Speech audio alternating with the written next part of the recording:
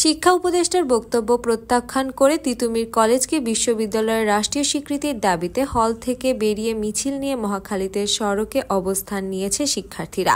দাবি না মানলে কঠোর আন্দোলনের হুঁশিয়ারি দিয়েছেন আন্দোলনরত শিক্ষার্থীরা। রবিবার সন্ধ্যা ৬টার দিকে ক্যাম্পাস থেকে Barasat barricade two north city ব্যানারে মিছিল নিয়ে মহাখালী মোড় অভিমুখে যাত্রা শুরু করেন। এরপর সন্ধ্যা ৫:৩০টায় মিছিল নিয়ে মহাখালী মোড়ে পৌঁছায়।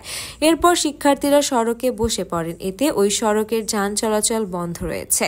এর আগে সকালে বিশ্ব ইজতেমার কারণে মুসল্লিদের ভোগান্তির কথা মাথায় রেখে পূর্ব ঘোষিত মহাখালীতে সড়ক ও রেলপথ অবরোধ কর্মসূচি শিথিল করে গুলশান মহাখালীর সড়ক বন্ধ করে ক্যাম্পাসের সামনে অবস্থান নিয়েছিলেন আন্দোলনরত শিক্ষার্থীরা।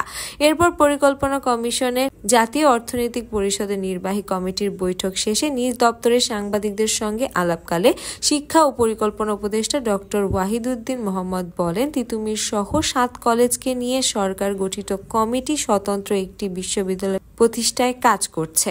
সময় বেঁধে দিয়ে তিতুমীর কলেজকে বিশ্ববিদ্যালয় ঘোষণা করার যৌক্তিক না। এরপর সন্ধ্যায় শিক্ষা উপদেষ্টার ওই বক্তব্য প্রত্যাহার করে সড়কে নেমে আসেন শিক্ষার্থীরা। উল্লেখ্য, বিশ্ববিদ্যালয়ের স্বীকৃতির দাবিতে টানা ৫ম দিনের মতো অনশন করছেন তিতুমীর কলেজের শিক্ষার্থীরা।